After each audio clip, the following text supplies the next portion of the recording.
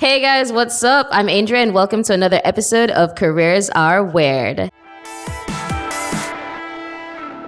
Today I am joined by Daisel Thomas Kim. And you guys, careers are so weird because in 2021, his LinkedIn said squad leader, artillery regiment. And now and now in 2025, it says sales consultant. So we need to talk. I need to figure it out. Thomas, Kim, how are you? What's up? Hey Andrea, long time. Happy New Year's. How are you? Happy New Year. Oh my God, we can't say Happy New Year. It's February. But no, I'm really good, really happy, healthy. So yeah. And you? No, great, great. It's been a good year so far. By the way, my rule is if it's the first time virtually or face to face you meet a person, you're allowed to say Happy New Year's. It could be March, June. That's just my personal rule. We'll go by that today. Oh my God, I'm going to fly to South Korea in the middle of July and you're going to be like, Happy New Year.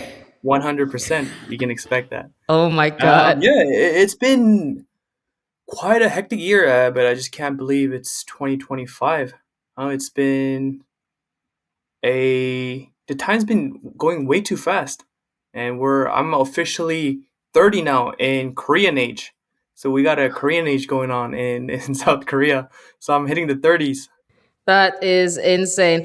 Careers are Red fam, before we jump into how this army guy went into SaaS sales, please follow Careers Are Weird on Spotify, Apple Podcasts, and leave us a 5-star rating. And if you're on YouTube, please subscribe and give this episode a thumbs up.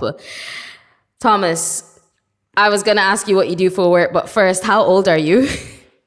So officially, I'm 28, born in 96. I always just say my birth year because in Korea, we have, I don't know why, our Korean age and the international age. So going back, I'm 28 in normal age or international age. Sorry, what's a Korean age? Because educate the listeners. Yep. Korean age, okay, for any Koreans listening out there, I might get it slightly wrong, don't hate me. But from what I know, when you were born, you're already age one. And every year, from January 1st, you actually age another year. So technically, I'm this year still 28. My birthday, I'm turning 29 this September. I already turned 30 in Korean age. Yeah, so I'm 1 year ahead, but 2 years because my birthday didn't pass yet. So I don't know why they do it like That's that. so, wait, does that mean like every Korean has a birthday on the 1st of January? Well, technically, they turn 1 more year older, January 1st. That is Yeah, insane. But hey, you know what? In the world of work, I guess that's 2 more years of experience that you can put on your CV. exactly. That's a smart way to say it. Yeah. Wait, Exactly. but Look, yeah. recently, government I think changed it a year or two ago, so they don't. I don't think they don't want to confuse people anymore. So yeah, we're all going by international age now.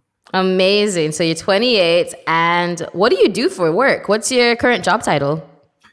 Um, you actually caught me at a very, I would say, strange time. Until last week, actually, I was a account executive at a company called Tridge, based in Korea. But starting this week, I actually left the job, and I am pursuing um, my next steps, which to be very honest with you, I'm not too sure what I want to do. But on the side, I have been working as a freelance sales consultant. So I help with some of my networks and my friends on business development, sales strategies, and actually doing direct sales. Yeah, so that's what I'm doing currently. Okay, lots to unpack with that. Let's start with your last week role. Let's pretend like I we had this call last week or 2 weeks ago. Uh huh. What was your job title? What was the day-to-day life in that role? Yeah. So technically, my job title was a account executive at Tridge. Day to day is quite different, but I guess I can summarize on some of my main roles and responsibilities.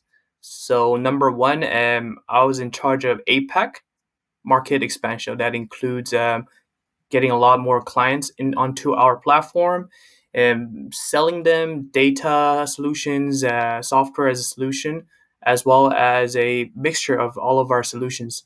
So that's one of the roles, revenue generation. Second part, I did manage a small team of business development representatives along with account executives. So I would help train them as well as make sure they hit their targets aside from my own sales KPIs. So that's partially on the revenue side. Side projects I also worked on is the channel partner. So what that is basically we have partnerships with resellers across APAC, and these companies would work with us to sell our products at a commission. So it's another expansion strategy. And last but not least, account management. So I've been working with some of the key clients, and I've been managing their accounts to make sure they're happy with our solutions. Yeah, so that's a summary of what I do or what I did as of last week. Whoa, and all of that kind of comes under one, I guess, umbrella of tech sales. Would you call Yeah, that? business development and tech sales, I guess. Yeah, a mixture of both. Just because it's we're still a startup, although there's 500 plus people, there's like a lot of responsibilities for each individuals. I was obviously doing my pre LinkedIn stock of you for this episode, and you've got fancy like stuff on your LinkedIn, like increase increase sales by 40% QOQ by managing 10 partners. What does that mean? Yeah, okay. So that those are the fancy words just to market myself to the world, whatever it could be a client or potentially a new role. But basically, I mentioned the resellers, right? So these guys are partners who sell our products. And what I did was I actually prospected them. So I looked out through LinkedIn and research who could be a potential partner who can align with us to grow the market. So after finding that, I would reach out, cold call, make a meeting with them, and then speak about if this partnership would work. And once we agreed to work together, I'll do the onboarding and get support from other departments to actually start the operations. So that led to around 10 partners across APAC, and that again led to around 40% increase on a quarter on quarter revenue because aside from our own sales team like myself and the team, these guys would be regularly generating sales. So that's that's like more the layman terms, I guess, what that sentence meant. No, that's really interesting. I've got one more to pull out from that role just because Uh-huh. I really like it when we talk about what we do and like but go deeper than oh I just like send some emails. So you've Yeah. got designed APAC GTM strategy using market research, competitor analysis, and scalable initiatives. Yeah. So that one is the same concept. It just makes it look fancy, but I think it's relatively simple. Um, since we are expanding actually globally, so we have so many different markets, different countries, and even in different countries, there's different type of vertical and segments. So there could be, for example, how the markets for Indonesia would be completely different than Pakistan, for example. So instead of doing an overall APAC strategy, which is high level, we would and I would go into each country's segments. For example, I would look into Pakistan's key commodities, which are the growing ones, and then looking at what are some of the challenges and the pain points of the suppliers, manufacturers, and players there. So I'll try to have a more of a customized strategy per market since it's all different, and that's based out of data. But I didn't do it all myself. I got help from the intelligence team, the other sales operations. So it's a teamwork. But I think I did lead the some of the initiatives on making a strategy. Yeah. Very, very cool. And I love the detail because I feel like if you were to catch up with a friend, you just be like, oh, yeah, I'm in tech sales. But then you hear all of that, you're like, whoa, Day does a lot of work every single day. No, it's just I got lucky. I got lucky with a lot of people around me, a lot of mentors, as well as colleagues, and people are willing to help and work together. So it's been a blessing, definitely. That is really good to hear. I mean, we don't need the unnecessary competition in work sometimes. You just need more collaboration because it gets easier. Yeah. All right, so we studied together, went to the same university, we did our business courses. When we were studying, what did you want to be doing after grad? Um, that's actually a great question, Andrea. To be honest, I wasn't too sure. All I knew was probably on the sales side because, you know, my mouth is always itchy. I love talking, and most importantly, I like to meet new people and interact. So that's what I thought, more of a high level, I guess. But yeah, I wasn't too sure. Were any of us sure? I actually don't know. Honestly, I mean, I wanted to work at the World Bank or the IMF. Yeah, yeah. yeah, so there's no chance. I think we're all very delusional about that. But okay, so you kind of sort of felt like you wanted to work in sales. So then, what did you pick for your first job, or was it just an accidental role that you slipped and tripped into? Actually, I guess I can, if it's okay, I can give you a little story. It's related to the military as well. Go for it. So after college, I actually got into a tech sales role in Australia, but I thought it would be best to actually finish military first. So I decided to turn it down, come back to Korea, and serve the military since it's a requirement for the Korean men. And throughout 19 months of the service, I got lucky enough to get a lot of accrual leaves. So I got extra holidays, technically. And because it was during COVID, I couldn't get out. So what was good about that was towards the end of the military service, I had built up leaves, and I could get out of the base and be in actual civilization in the last 2 months.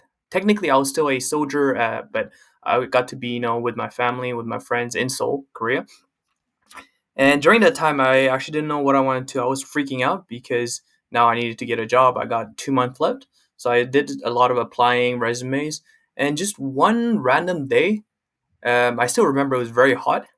It was summer. And I just played basketball with my friends and just got to his house after just to cool down. I got a random LinkedIn message, a person called Jian. So she was actually the recruiter at Tridge, telling me about the role if I'm interested. So I looked at it and instantly I was like, "Yo, this is cool because it get to be with a international business and it's a trading role, so it's import export related." So I actually got in a call with her and she did an amazing job explaining the role, what's in it for me for the career growth. And after 2 interviews, yeah, I actually got lucky enough to get selected, and I started, which is actually 7 days after my discharge date, technically. So I technically only had a 1 week break on paper before I started the role, which was July. Yeah, July 21. That's really cool. I'm going to go back and forth a lot here because I want to talk about something from the army, but also the message that you got and what attracted you to the Tridge role. Yeah, of course. So, well, you say that you had the 2 months to decide what you wanted to do after the army. You're panicking because you're getting out. What was it about it that made you not want to stay in the army? Because I imagine they weren't going to kick you out. It was a choice to Mm. leave. Mm. So on that, just to give you a little background information, we have a limited stay as a requirement. So I have 19 months. So after 90 months, you get discharged officially. Some people actually decide, as you said, to become a officer, but most people, I do believe, they just serve and then leave. But yeah, I thought of it, but I think I wanted to get more exposure, especially in the international space. So yeah, that's why I decided to find a job.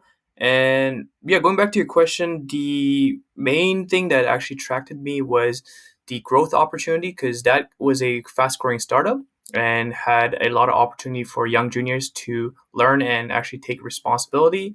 And second, I guess it's the fact that I get to work with international business, yeah, with global business, and it's a sales role. So yeah, that's what attracted me. Okay. So you were 3.5 years within Tridge. I imagine what you were doing on day one versus what you were doing last week were very, very different. So talk me through a day in the life of a new person to a startup in Uh-huh. Korea, not much experience besides a couple months in Australia and then military experience. Yeah. How? Definitely, Yeah, yeah. Sorry, I was gonna just like, how was that? How was that day one? How was that first role at Tridge? yeah. Day one, I still remember, and I also remember because most people that I work with still make fun of me in my initial days. Just because I came straight out of military, I still had a very what do you call that? Firm and very official, professional, most like a military tone when I talked. I was very very formal. In Korean, we actually have different languages, so I could say hello, but there's a formal way of saying hello. Something like you can add sir after a sentence, as an example. So I was very like stiff and military like. I was very nervous, and yeah, it was just very hectic because already so many things were going on, and I noticed even people didn't have much time to coach me and teach me. So, shout out to my actually my boss back then, which his name is Wanjin. He's actually a great, I guess, bigger brother and a mentor for me. He took the time uh, after work around I think 7 8 p.m. when he had more time to coach me, and yeah, I just remember initial days nothing was planned. My day I didn't know what I wanted to do. What I did when I get to work, I was just cold calling, doing some Excel sheets, taking on a project, helping out a project, PowerPoints. It was literally just everything. It was so hectic. I was trying to soak everything in. I think pretty much first 3 months was just like that. Just flew by, not knowing what I'm really doing. So, how does the military kid who's very, very, I don't know, hmm regimented and stuff, go about his first cold call? Cold call? Oh my god. I have so many I have a few funny stories actually, but first cold calls, you get so nervous. You're like, "Oh my god, I got to introduce myself. What do I even say?" But I just decided to pick up the phone. And back then, one of the mentors I had in the office told me, "Hey, you should do it in public. Like, don't go in a call room. We can give you feedback. This will give you more. Um, yeah, this will help you in overall." So I was like, "Okay, let me try." First few calls, like my voice gets really what do you call that? High. I'm like, "Hello, this is Thomas from Tridge." I would have the nervous first cold call for quite a while actually. Um, but at one point, I think the public cold calling helped because they were always here to give me feedback, and they would do it with me as well. These people didn't need to cold call; they were doing their own trading and deals. But just to help me give an example, is like, hey, let's do it together. You would sit with me 30 minutes, an hour, a few times a week, and and I learned very fast because of that. And I do believe I think I'm I'm I'm I'm I'm not scared to cold call anymore. Yeah, definitely. I know it's part of the rejection. I know I shouldn't expect anyone to continue the conversation, and I learned a lot. Yeah, but going back, there was actually one funny thing I always did. So it's public sometimes. At most we had like 60, 80 people in my floor when we're trading. And sometimes I would pick up and just introduce myself. A lot of times they would just hang up, right? And it's so embarrassing. I just felt super embarrassed because I just feel self conscious. I'm sure no one's really listening that much, but everyone's there, right? So at one point, I learned how to cope with it by faking it. So what that means is, for example, someone I would call and they would hang up. I would act like they were still on the phone. So I'll be like, "Hey, this is Thomas. How are you today? I'm calling from Fridge. Blah blah blah." I was like, and then beep beep beep beep. They would hang up, and I'll continue talking. "Oh, you're busy right now? Yeah, no problem. Why don't we talk at 2 p.m. tomorrow? I can call you back." Yeah, yeah, great, great. Have an amazing day. I'll see you later. Bye bye. I would do that just and it's a strange coping mechanism. So I felt less embarrassed. I don't know, what it is, but that kind of helped me overcome the cold calling part a little bit. It's a little weird, but yeah. That's so funny, but it's also really, really smart because yeah, nobody wants to be hung up on. So you're like, oh yeah, for sure, I'll call you back tomorrow. No problem. You have an amazing day. Yeah, that's Exactly. so much better than just being hung up on. Absolutely. I really think cold calling is that skill that more people need to be taught or experienced because it is so humbling, I think. Yeah, definitely, definitely, and yeah, it's just I think it gives you a confidence at over a certain point when you pass it, past the hard part. Yeah. Wow. That no, that makes a lot of sense. So you started with that. Your first 3 months were basically just Excel sheets, cold calling. At what point did you get to move on to a new role? I think I was around 4 to 5 months into it. I actually got really lucky because one of the guys who were coaching me and mentoring me, he was in charge of Australia market, but our team itself needed to expand to even more markets in our import export operations. So he told me, "Hey, you know what? I think you're ready. Even if you're not ready, you have to do it. You take care of Australia." So actually, within around 5 months, yeah, I think November, December, I actually started managing the operations in Australia. So there we had around 2 people, and that's when actually the role started becoming more high level, I guess, compared to what I started. So during that operations, I learned a lot, especially because I was left alone.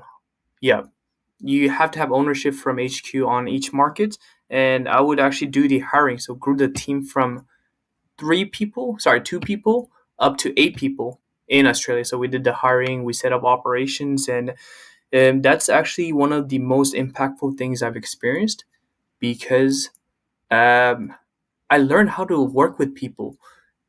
And why that is because most people, actually every single one of them that I managed, I wouldn't say I managed, I worked with in Australia, they were at least 2, 3 years older than me. Some of them had a decade or even two more experience than me. And I was thinking like, wow, I probably don't know anything compared to these guys. So what I did was all I did was listen and hear their opinions, but also made sure our initiative and achievement and task from HQ uh, is done, but also getting feedback and working together. And I think just the fact that I was able to respect them and not, although technically I was above them in that structure, I just decided, hey, that's not it. Let's work together. That helped me learn so much from these people with decades of experience in different culture. Yeah, so that was the first time within the journey I got to take on a bigger role there. Yeah. That's actually a future topic of careers or word because something I get a lot from the listeners is that experience of being a younger boss Hmm. where you and I were 28 but we have been in on paper managing a team, and on that team are people a lot older than us, and it's a very unique experience, I feel. So I'm really glad that it left you feeling good, left you learning a lot, and there was so much room to grow for you. So yay. Yeah, definitely. I'm sure you can feel it too with your role back in Dubai. Yeah. So I think I've brought you through your whole journey through Tridge, which now leads me to you are fun employed at the moment, which I Yeah. love that for you. What are you feeling is next? How are you feeling? Well, I'm actually a little bit lost, to be honest. And funny enough, recently, I guess a week or so, I got comfortable with the feeling of being lost. Before I was freaking out. I was like, I shouldn't be lost. I should know what I need to do next, what I need to do in 3 years, 5 years, all that. Which I guess in some terms that could be important, but yeah, I'm not sure. All I know is I want to experience new things, and I want to grow more as a person. Potentially, yeah, I think it's mostly about upskilling myself and learning a lot about myself, what I really am good at, what I want to do, and what I can bring as a value. So tying to that, I know it's a little bit side topic, but for the past 2 months I've been starting meditating, and that has been a game changer. To be honest, I am still very bad at it. I lose focus all the time. But generally, I think I'm a person with a lot of thoughts. I'm a very future oriented. I'm a dreamer. I look for big things. Sometimes that's the downside is I'm not in the moment. Sometimes I'm not too realistic. That's some of the faults I have. But just meditating, being in the moment, actually helped me clear my mind a lot. And something definitely I even recommend my brother, and I'll recommend some people who has a lot of things going on in their heads. Yeah. Wow, meditation. How very practical of you. I mean, it's so I feel like that's so much more practical than I'm just like, oh yeah, go find yourself, go backpacking through Southeast Asia, you'll be fine. No, that's really, really cool. So you said that you started being a sales consultant for the last month, 2 months as well? Yeah, technically, I put it on. Just made a backbone around a few months ago, last year, mid last year. Although nothing was really going on, but last month I officially started. So I've been helping with some of my network, just very basic things about basic setting up CRM, helping their sales strategies, their go-to-market strategies, their proposal materials, sales materials, and some companies I'm starting actually soon, helping out their sales a little bit. So I'm actually getting involved. So this is something I feel like I want to do because first of all, I love helping people and growing at the same time. So that's bonus for me. I can learn from doing all this with some of the other network. Second, is I don't want to be rusty. So I know I just quit. But I just feel like if I don't get active within the business development and sales, what I like to do, I'm scared to just lose touch, and I don't want that. So yeah, those are some of the reasons why I've started putting a little more effort here in that. How do you go from a salaried role for the last 3.5 years into this freelance role? And how do you start to actually invoice for your time as a consultant and negotiate your own sales commissions now? Because, I mean, previously your Mhm. sales commissions were stipulated in your employment contract. Now it's up Yeah. to you to negotiate all of that. How are you finding that Mhm. process?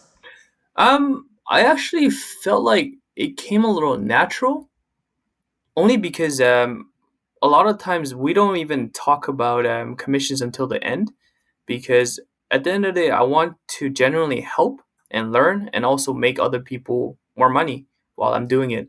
And once we have a meeting and we align, hey, they want to get here and this is some of the service or product they're selling, and I really love it and they feel that, and I feel like they would suggest something like 20%, 30% with a initial fee of X amount of dollars per hour.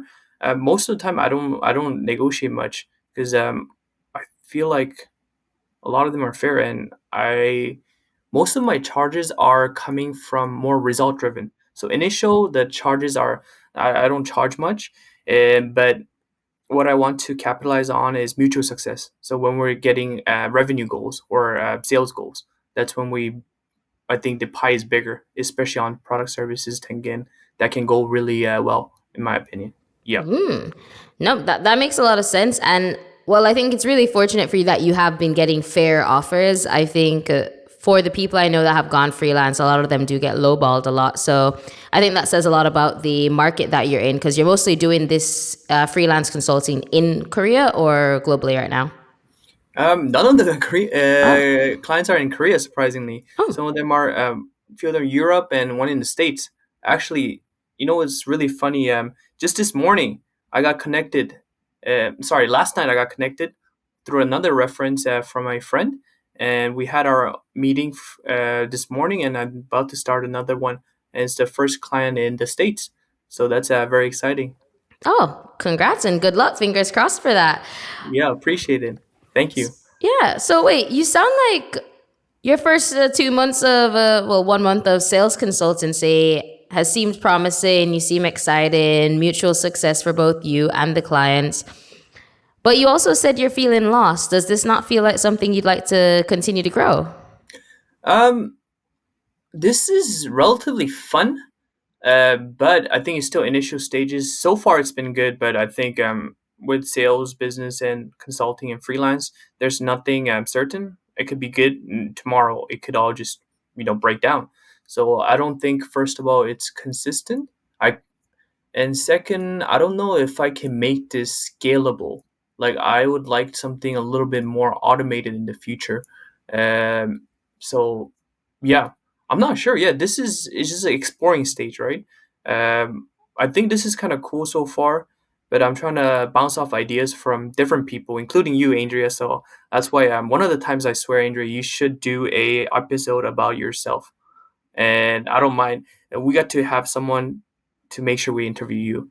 But yeah, Yeah, it's on the list. It's actually something I get asked a lot. Like, so what about your yeah, career? I'm just like, career? Me? I have one? No, I will actually do it. I don't know when. I keep thinking I'm gonna save it for a milestone episode, uh-huh. or I don't know, but I actually will do it. You are not the first person who's mentioned that I have failed to do Yeah, so.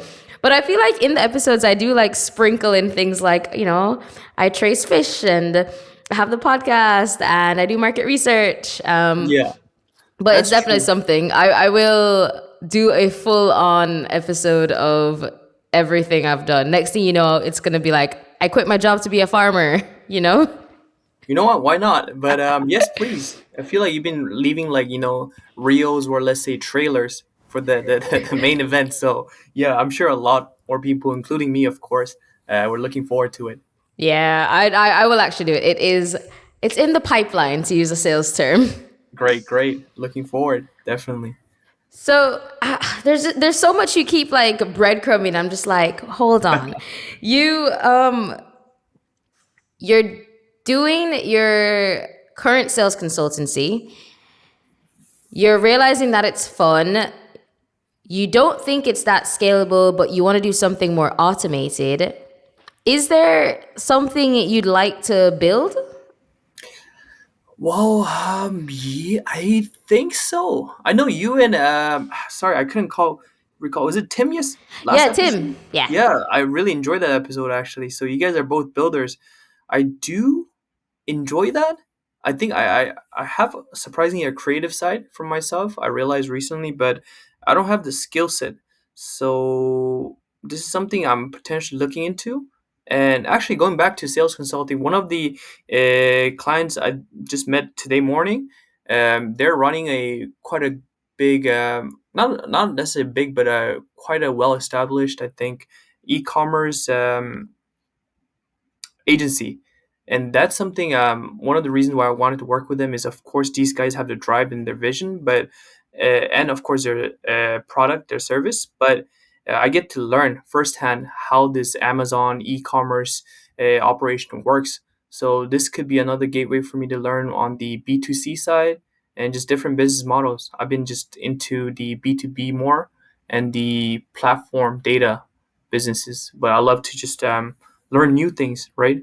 But yeah, I know that's not exactly what you wanted as an answer, but going back to it, yes, I would like to, but I need to upskill in order to do that.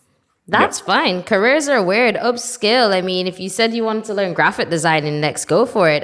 There's no hard and fast rule for what you're supposed to do next. So, Yeah. very, very cool. I feel like there's so much that we could get out of this episode. And we could keep talking for like the rest of, Uh-huh. we could probably finish talking for the rest of the day. But I mean, just to kind of wrap up with this episode, Mhm. I don't even know what to. There's so much going on in my head. Like, Yeah. Day's career is so strange. What is he? You know what? Here's a better question. Okay. What are you gonna wake up and do tomorrow for your career? You know what? That's an amazing question. I love that. Tomorrow. Tomorrow, I'm actually just going to spend finishing a book I'm reading. Yeah, because I have a train at 7 a.m. tomorrow. It's a 4 hour train ride. I'm visiting my grandparents. And yeah, but I think there's a book I always wanted to finish. I've been dragging it on for a month. It's a psychology book. And I think that will help me also, which is general thinking. Yeah, so that's what I'm probably going to do first thing tomorrow. Wake up, shower, go to the train, read. I love that. That is When your career gets to the point where you can just wake up and read for 4 hours in the day, I get really jealous because I love to read. And you know what? You said you need to upskill and you're taking some time to read a book about psychology and take lessons from that. So that is an amazing next step to, I guess, your entrepreneurship journey as you build your company and look for different avenues. So very excited. I want a book review after this to prove that you finished it. I will definitely, and I guess the audience would want it as well. I'll make sure to tag I'll make sure to tag your LinkedIn's so that people can see that book review. But also, if anyone listening needs a sales consultant in the interim whilst you're growing your own business. So yeah, I mean, Day, thank you so much for coming on the podcast. This has been really, really interesting, actually. No, it's my pleasure. I've been actually following this for quite a while, and yeah, when you reached out, I was pretty happy to be part of this. Yeah, I mean, you have a career. Your career is in fact very weird, which means that's perfect. So no, thanks a lot. I really, really do appreciate it. And Careers Are Weird fam, I will link up everything for Day. Well, sorry guys, I call him Day because I met him in university for Thomas Kim in the show notes. And yeah, until next Wednesday, stay weird and stay ambitious, my friends.